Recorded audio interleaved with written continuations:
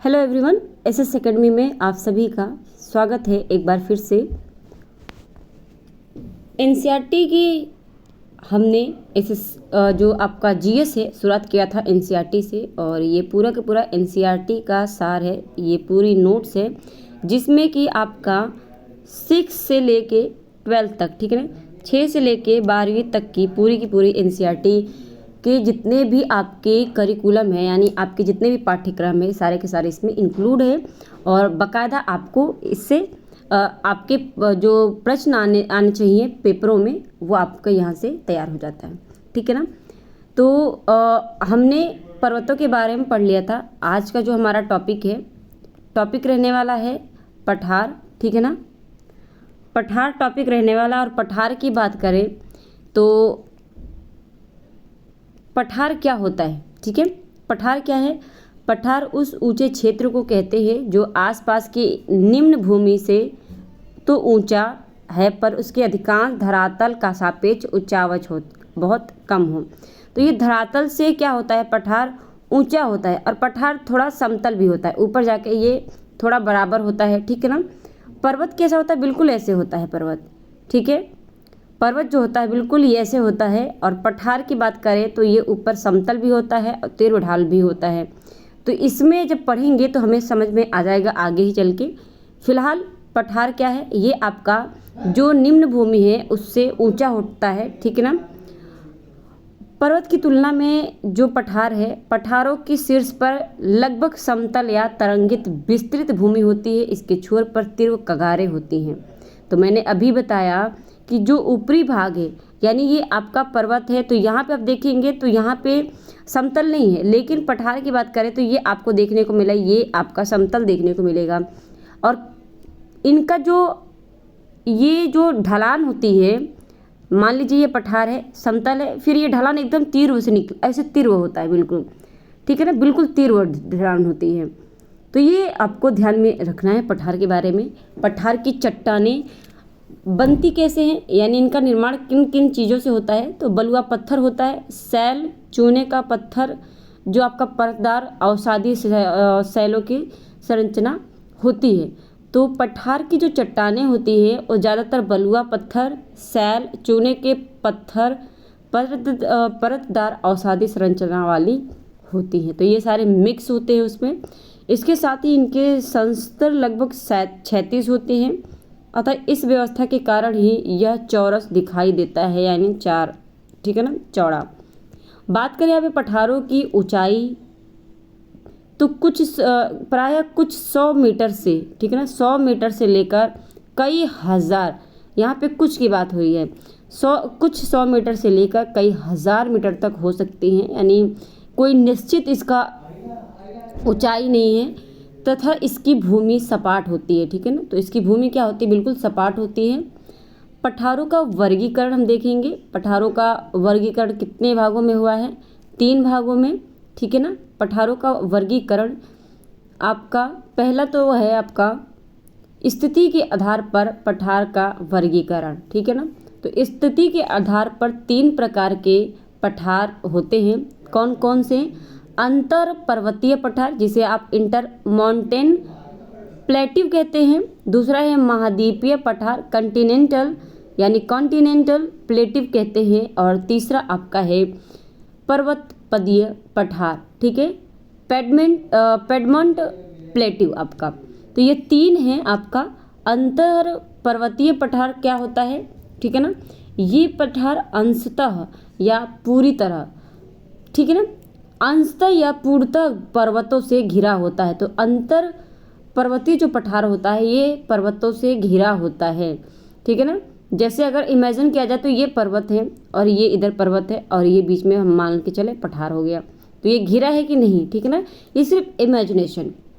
तिब्बत का जो पठार है आपका, तिब्बत का पठार आप जानते हैं, बोलीविया का पठार, पेरू का पठार, ठीक है, ईरान का पठार आदि इसके प्रमुख उदाहरण हैं।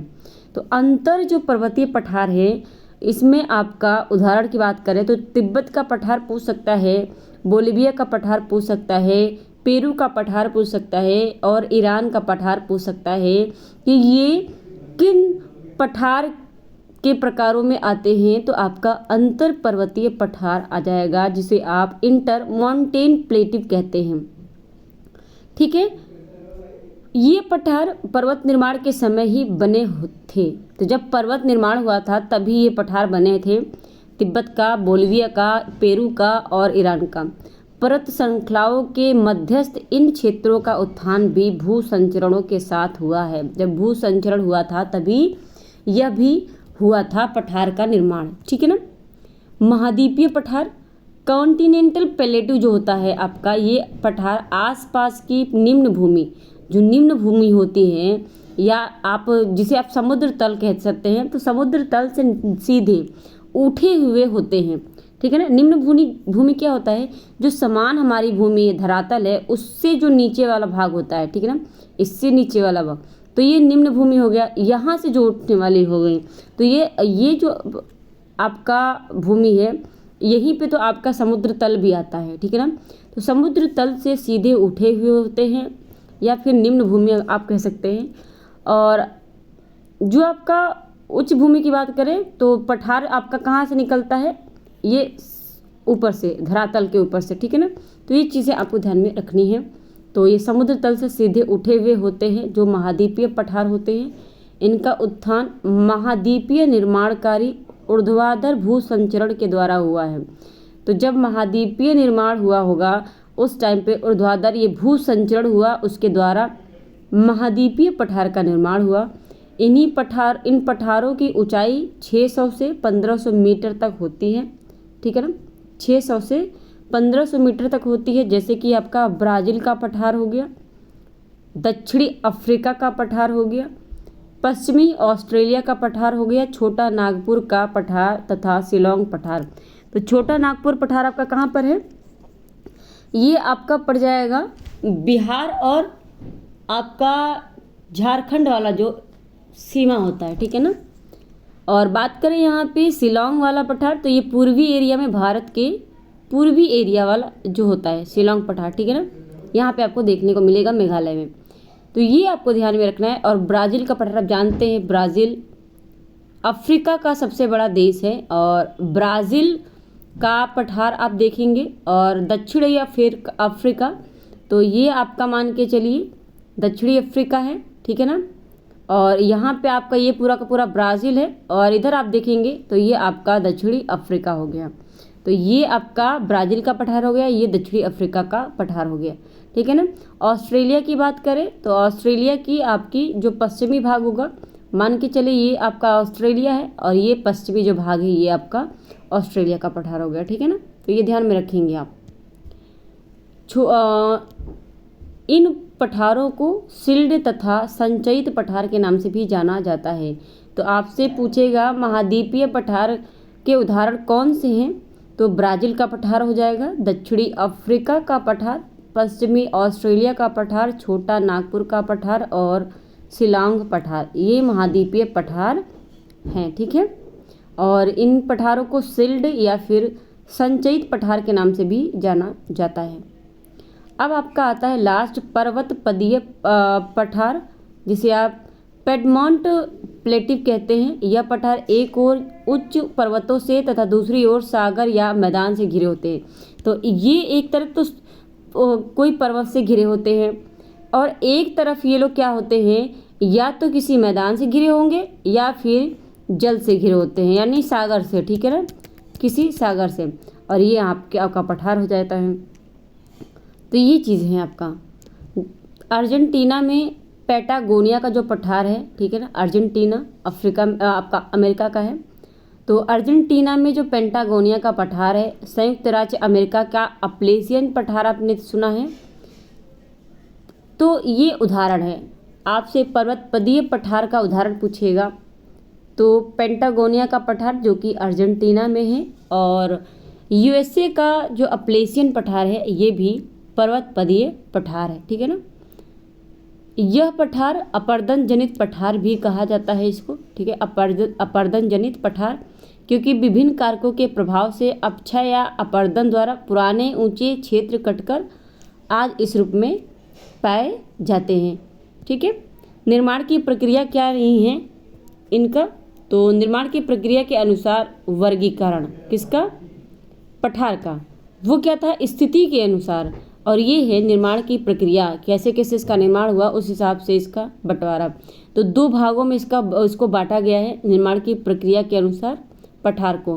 पहला है आपका अंतर्जात शक्तियों द्वारा उत्पन्न पठार, जो आपके आंतरिक भाग से हुआ होगा, और दूसरा आपका बहिर्जात शक्तियों द्वारा उत्पन्न पठार, ठीक है ना, जो बाहरी शक्ति से हुआ होगा। तो अब यहाँ पे बात करें अंतर्जात शक्तियों द्वारा उत्पन्न पठार।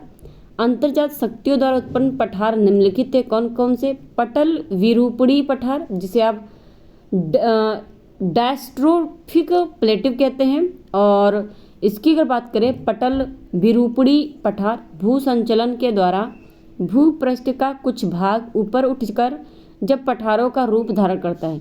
जब भू संचलन होता है तो जो भूपृष्ठ होता है, जो धरातल का ऊपरी भाग होता है, ये धरातल होता है, ये क्या होता है, कुछ भाग इसका, ये कुछ भाग जैसे कि ये धरातल है, ये उठ जाता है ऐसे, ठीक है ना, तो ये पठारों का रूप ले लेता है, तो उसे पटल विरूपणी पठार भी कहते हैं, ठीक है। जैसे कि आपका तिब्बत का पठार हो गया, पेंटागोनिया का पठार हो गया, ठीक है ना। पेंटागोनिया का पठार आप जानते हैं, आपने अभी देखा महाद्वीपीय पठार का उदाहरण था। तो तिब्बत का पठार आपका बात करें तो अंतर पर्वतीय पठार का ये उदाहरण था स्थिति के हिसाब से। लेकिन अगर बात करें निर्माण से के अनुसार तो तिब्बत का पठार पटल विरूपणी पठार का उदाहरण है, पेंटागोनिया का पठार हो गया, और दक्षिणी भारत का पठार, ठीक है ना, जो आपका प्रायद्वीपीय पठार है हमारा भारत का, तो दक्षिणी भारत का पठार आपका इसमें पटल विरूपणी पठार में आ जाएगा। लावा का पठार, लावा पठार, ठीक है ना, लावा प्लेटिव, इसका निर्माण बेसाल्ट लावा के निक्षेपण से होता है लावा का। और लावा आप जानते हैं ये आपका जब ज्वालामुखी फटता है तब ऐसा इसका निर्माण होता है। तो इसका रंग काला होता है, क्यों, क्योंकि ये पृथ्वी के अंदर तो ये मैग्मा का रूप होता है, ठीक है ना, तरल मैग्मा होता है। लेकिन जब ये विस्फोट होता है आपका जो आपका ज्वालामुखी है, ठीक है ना, तब ये जो मैग्मा है बाहर निकल जाते हैं और ये सूख जाते हैं, ठीक है ना, तो ये लावा का निर्माण कर लेते हैं और यही पठार का हो जाता है। तो इनका जो रंग होता है काला होता है। अब इसमें आपका दक्कन का पठार जो आता है भारत का वो हो जाएगा, और कोलंबिया, तो कोलंबिया का पठार हो गया, दक्कन का पठार, इनका जो निर्माण हुआ है ये लावा के द्वारा हुआ है, लावा पठार जिसे कहते हैं, ठीक है ना। तो इनके बेसाल्ट लावा के कारण इनका निर्माण हुआ है दक्कन का पठार और कोलंबिया का पठार। बहिर्जात शक्तियों द्वारा उत्पन्न पठार, बहिर्जात शक्तियों द्वारा उत्पन्न पठार में हिमानीकृत पठार, ठीक है, एरोशनल प्रोसेस ऑफ ग्लेशियर, ठीक है ना, तो विस्तृत हिमानी पर्वतीय भागों को अपने अपर्दन कार्य द्वारा घिसकर सपाट पठार का निर्माण करती है। तो जब ये घिस जाती हैं तब एक सपाट पठार का निर्माण होती हैं, जैसे कि आपका अंटार्कटिका का पठार हो गया, ग्रीनलैंड हो गया, आपका भारत का गढ़वाल पठार हो गया। कभी कभी हिमानी के निक्षेप से भी पठार का निर्माण होता है, ठीक है ना, तो ये ध्यान में रखेंगे। तो अंटार्कटिका, ग्रीनलैंड, भारत का गढ़वाल पठार, ये आपका उदाहरण है हिमानी पठार का, ठीक है।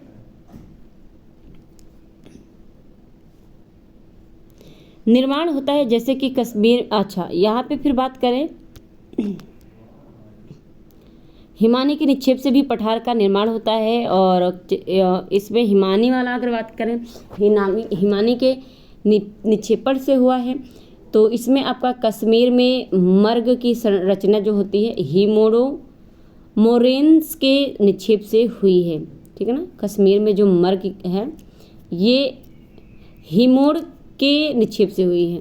जल द्वारा निर्मित पठार, इरोशनल प्रोसेस ऑफ वाटर, ठीक है ना, जल के द्वारा, नदियों द्वारा तलछट जो होता है, तलछट के निक्षेप द्वारा स्थलखंड ऊंचा उठता है, ठीक है ना। कभी कभी निक्षेपित क्षेत्र भू संचलन के द्वारा ऊपर उठकर पठार में परिवर्तित हो जाता है, जैसे कि आपका चेरापूंजी हो गया, मैसूर हो गया, ठीक है ना। मैसूर आपका जानते हैं कहाँ पे है, चेरापूंजी मेघालय, रांची झारखंड, विंध्यान ये आपका विंध्यन मध्य प्रदेश में पड़ेगा। आदि का पठार जो होता है ये जल के द्वारा निर्मित पठार है, ठीक। ठीक है। पवन द्वारा निर्मित पठार आपका इरोशनल प्रोसेस ऑफ विंड, मृदा के बारीक कण पवनों द्वारा निक्षेपित होते हैं, यानी जब हवा चलेगी तो जो बारीक कण होते हैं वो उड़ते हैं। लंबे समय तक निक्षेपण के कारण एक पठार निर्मित होता है, जैसे लोयस का पठार। और ये लोयस का जो पठार है ये ज़्यादातर आपको रेगिस्तान में देखने को मिलेगा, ठीक है ना। जलवायु के अनुसार वर्गीकरण पठार का, शुष्क पठार जिसे आप ड्राई प्लेटिव कहते हैं, यह पोटवार, अरब और पेंटागोनिया का पठार है। तो जो पेंटागोनिया का पठार है, पोटवार है और अरब का पठार, ये क्या है, शुष्क पठार होते हैं, ठीक है ना। आर्द्र पठार कौन से होते हैं, वेट प्लेटिव, यह असम का पठार है। आर्द्र में आपका आ जाता है असम का पठार, मेघालय का पठार, ठीक है ना। क्योंकि आप जानते हैं पूर्वी जो इलाका है भारत का वो ज़्यादातर आर्द्र होता है। हिमाच्छादित पठार आपका ये ग्रीनलैंड में मिलेगा, और अंटार्कटिका का पठार ये हिम आच्छादित पठार होता है जो हमेशा बर्फ से ढका होता है, आइस कैप प्लेटिव कहते हैं इसे। अगला है आपका पृष्ठीय धरातल के अनुसार वर्गीकरण पठार का। तो पृष्ठीय धरातल में विषम पठार आता है, ठीक है ना। अनइवन प्लेटिव होता है, गिरी पृष्ठ पठार होता है, टेबल लैंड आपका प्लेटिव। तो विषम पठार यह अपलेशियन पठार का है, ठीक है ना। विषम पठार की बात करें तो जो अपलेशियन पठार है वो आपका विषम पठार में आ जाएगा। गिरी पृष्ठ पठार आपका महाबलेश्वर और पंचगनी का, जो पंचगनी का पठार है और महाबलेश्वर का जो पठार है ये गिरी पृष्ठ पठार में आएगा। आकृति के अनुसार वर्गीकरण,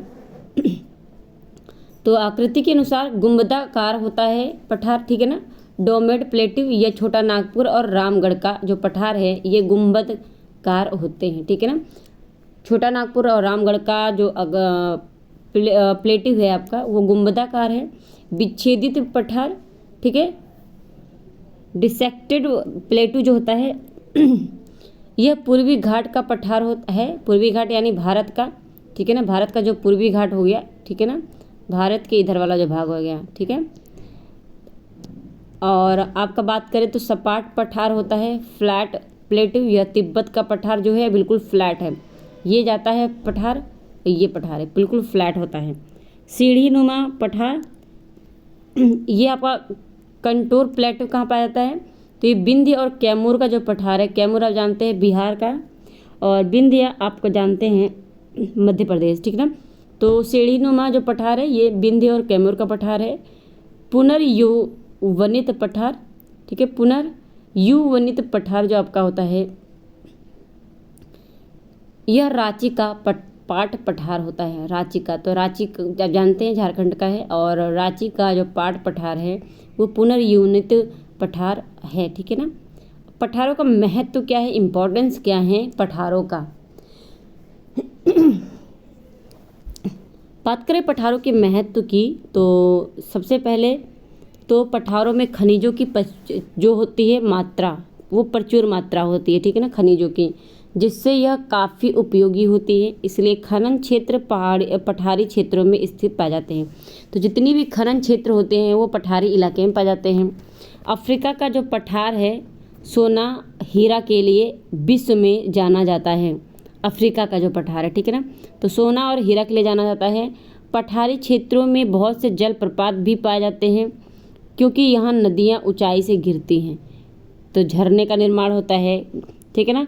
कर्नाटक का जोग जलप्रपात, ठीक है ना, ये आप जानते हैं शरावती नदी पर है, ठीक है ना, शरावती नदी पर, शरावती, ठीक है ना। तो ये इसको गांधी सागर भी कहते, गांधी सागर जलप्रपात भी कहते हैं। तो जोग जलप्रपात ये सबसे ऊंचा है, ठीक है ना, सबसे ऊंचा जलप्रपात है, कर्नाटक में है, शरावती नदी पर स्थित है, ठीक है। तो ये पठार में ही है। फिर आपका आता है लावा के पठार में, आपका जो लावा के पठार यानी लावा के द्वारा जो पठार का निर्माण हुआ है उनमें काली मिट्टी ज़्यादा पाई जाती है, ठीक है ना, क्योंकि जो मिट्टी आपका ज्वालामुखी के द्वारा बना है उसको काली मिट्टी कहते हैं, ठीक है ना। और काली मिट्टी में आपका बात करें तो खेती किसकी होती है, कॉफ़ी की, ठीक है, कॉफ़ी और ये बहुत उपजाऊ होता है काली मिट्टी। सबसे ज़्यादा इसमें कपास की खेती होती है काली मिट्टी में, ठीक है ना, तो ये ध्यान में रखेंगे। अब आप यहाँ पे बात करें तो विश्व के जितने भी आपके पठार हैं उनकी विशेषताएं देख लीजिए, ठीक है ना। इसको मैं आपको ये PDF टेलीग्राम पे दे दूँगी। टेलीग्राम का लिंक इसी वीडियो के डिस्क्रिप्शन में आपको मिल जाएगा। आप वहाँ से जाकर टेलीग्राम पर फॉलो कर लीजिएगा चैनल को, और ये जो PDF है आप वहाँ से ले लीजिएगा, ठीक है ना। बात करें यहाँ पे तो एक तरफ लिखा है आपका पठार का नाम और दूसरी तरफ लिखा है स्थिति, यानी ये पठार है कहाँ पे और उसकी विशेषताएं। तिब्बत का पठार हम सभी जानते हैं चीन में है और इसकी विशेषता क्या है, विश्व का सबसे ऊंचा 5000 मीटर पठार इसका ऊंचाई है। तो ये विश्व का सबसे ऊंचा पठार है तिब्बत का पठार, ठीक है ना। बाकी ये कहाँ कहाँ पर है ये सारी चीज़ें आप देख लेंगे, मैं PDF दे दूँगी। अरब का पठार ये मध्य एशिया में आपका है, गोंडवाना लैंड का यह भाग है। अत्यंत प्राचीन चट्टानों से निर्मित शुष्कता के कारण मरुस्थल का फैलाव है यहाँ पे अरब का जो पठार है, तो ये मध्य एशिया में है। ईरान का जो पठार है ये ईरान में है, एल्बुर्स और जैग्रोस जो पर्वत है उनके बीच में पाई जाती है, तो ये अंतः पर्वतीय पठार है, ठीक है ना। प्रायद्वीपीय पठार आपका भारत में है और ये काफ़ी प्राचीन चट्टानों से निर्मित गोंडवाना लैंड का एक भाग है जो आपका प्रायद्वीपीय पठार है, ठीक है ना। इसमें आपका आता है लावा का उद्गार का प्रभाव हुआ है। इसमें बात करें यहाँ पे पर्वतों और नदियों की उपस्थिति के कारण छोटे छोटे पठारों में ये बटा हुआ है जो आपका प्रायद्वीपीय पठार है। खनिज पदार्थों का भी भंडार यहाँ पे देखने को मिलता है, ठीक है। मंगोलिया का पठार यह उत्तर मध्य चीन में है, ठीक है ना, उत्तर मध्य चीन में है। अत्यधिक उबड़ खाबड़ पठार है, शुष्कता के कारण मरुस्थल का मंगोलिया तक फैलाव है। अनातोलिया का पठार ये तुर्की में है, अनातोलिया का पठार, और पॉन्टिक एवं टॉरस पर्वत श्रेणियों के बीच। बात करें यहाँ पे ऑस्ट्रेलिया का पठार पश्चिमी भाग जो ऑस्ट्रेलिया का है, ठीक है ना, वहाँ पे स्थित है। प्राचीन कठोर चट्टानों से निर्मित शुष्क पठार है, तो ऑस्ट्रेलिया का पठार जो है ये शुष्क पठार है, ये पॉइंट ध्यान में रखेंगे। बाकी जो अनातोलिया का पठार था ये आपका तुर्की में है, पॉन्टिक टॉरस पर्वत श्रेणियों के बीच में स्थित है, पॉन्टिक और टॉरस पर्वत, ठीक है ना, ये ध्यान में रखेंगे। पॉन्टिक और टॉरस पर्वत श्रेणियों के बीच में कौन सा है, अनातोलिया का पठार है, ये तुर्की में है। खारे और मीठे पानी की झीलों की उपस्थिति भी यहाँ पे देखने को मिलेगी और आपको खनिज पदार्थों की दृष्टि से ये धनी है, ठीक है ना, यानी यहाँ पे खनिज पदार्थ भी सही मात्रा में मिलते हैं। ऑस्ट्रेलिया का पठार आपने देख लिया और फिर आपका आता है मेडागास्कर का पठार, ठीक है ना। मेडागास्कर का जो पठार है ये मेडागास्कर, आप जानते हैं मेडागास्कर कहाँ है, अफ्रीका का जो भाग है ये वाला, यहाँ पे आप देखेंगे मेडागास्कर, ठीक है ना। तो जो मेडागास्कर का पठार है ये आपका मेडागास्कर में स्थित है, ज्वालामुखी शैलों द्वारा निर्मित हुआ है। जो मेडागास्कर का पठार है ये ज्वालामुखी के द्वारा निर्माण हुआ है। इसकी जो ऊंचाई है 1000 से 1500 मीटर के बीच इसकी ऊंचाई है, ठीक है। दक्षिण अफ्रीका का जो पठार है ये अफ्रीका का दक्षिणी भाग है, ठीक है, और कठोर चट्टानों से निर्मित अत्यंत प्राचीन पठार है। इतना खास इसका विशेषता नहीं पूछ सकता, लेकिन जहाँ पे पूछेगा मैं इस तरह अंडरलाइन कर दूंगी। स्पेन की मेसेटा ये स्पेन में स्थित है, नाम से ही पता चल रहा है। उत्तर में कैंटावेरियन, ठीक है, ब्रियन, और दक्षिण में सिस्टेमा आइब्रिका, ये ध्यान में रखेंगे विशेषता। तो उत्तर में इसके स्पेन की जो मेसेटा है इसके उत्तर में कैंटाब्रियन एवं दक्षिण में सिस्टेमा आइब्रिका तथा सियरा मेरोना पर्वत के बीच ये स्थित अंतर पर्वतीय पठार है। तो ये इम्पॉर्टेंट है, ध्यान में रखेंगे, ठीक है। जो स्पेन की मेसेटा है इसकी विशेषताएं पूछ सकता है। ब्राज़ील का जो पठार है ये ब्राज़ील में स्थित है, उत्तर पूर्व से केप रॉक से लेकर दक्षिण में रियो ग्रांडी डी सुल तक त्रिभुजाकार रूप में विस्तृत है। ब्राज़ील के मध्य पूर्व का भाग अत्यंत कठोर चट्टानों से निर्मित है, खनिज पाया जाता है, ठीक है ना। तो खनिज की दृष्टि से ये काफ़ी अच्छा है, सही है। बात करें बोलीविया का पठार, बोलीविया में है और यह जो बोलीविया का पठार है ये अंतः पर्वतीय पठार है। इसकी जो ऊंचाई है 3100 मीटर है। खनिज संसाधन की दृष्टि यहाँ पे देखने को मिलती है। तो फिलहाल तो जितने भी पठार है सब में खनिज देखने को आपको मिलेगा। यूकान का पठार ये अलास्का में है, और अलास्का आप जानते हैं जो आपका अमेरिका है, ठीक है ना, अमेरिका है जो आपका, ठीक है ना, ये जो भाग है अमेरिका का, अलास्का का ये जो भाग है अमेरिका का, यूएस, ठीक है ना, ये आपका यूएसए हो गया, तो इसका भाग है अलास्का। और अलास्का में आपका यूकान पठार है, यूकान पठार, ठीक है ना। यूकान जो पठार है अलास्का में स्थित है और ढाल पश्चिम की ओर इसका है, तो पश्चिम की ओर ढाल है, अत्यंत ठंडी जलवायु है, तो ये ध्यान में रखेंगे कि जो यूकान का पठार है इसकी जो जलवायु है ठंडी है। कोलंबिया का पठार ये कनाडा में स्थित है, अमेरिका आप जानते हैं उत्तरी अमेरिका में स्थित है, और ये उत्तरी अमेरिका का सबसे बड़ा देश है कनाडा, तो जो कोलंबिया का पठार है यहीं पे है। और कोलंबिया का जो पठार है अंतः पर्वतीय पठार है, औसत ऊंचाई इसकी 1800 मीटर है, ज्वालामुखी के लावा द्वारा निर्मित हुआ है। ग्रीनलैंड का पठार ग्रीनलैंड में स्थित है, अत्यंत प्राचीन चट्टानों से निर्मित हुआ है, हिम से ढका हुआ पठार है, तो ग्रीनलैंड बर्फ से ढका हुआ है, ठीक है, असमान उच्चावच में है। तो ये सारी आपके पठार थे, विशेषताएं थी, हमने अच्छे से देखा इस कहाँ पर कौन सा है। ये आप चार्ट याद रख लेंगे, बहुत इंपॉर्टेंट चार्ट है, इससे आपके प्रश्न बनते ही बनते हैं, ठीक है ना। तो आप कोई भी पेपर उठा के देख लीजिएगा, जितने भी पेपर आपके प्रीवियस ईयर के, वहाँ पे आप प्रश्न देखने को पाएंगे। क्लास आपको अच्छी लगी है तो चैनल को सब्सक्राइब ज़रूर कर लीजिएगा, बेल आइकन को प्रेस कर लीजिए, लाइक शेयर कमेंट ज़रूर कर दीजिएगा। बाकी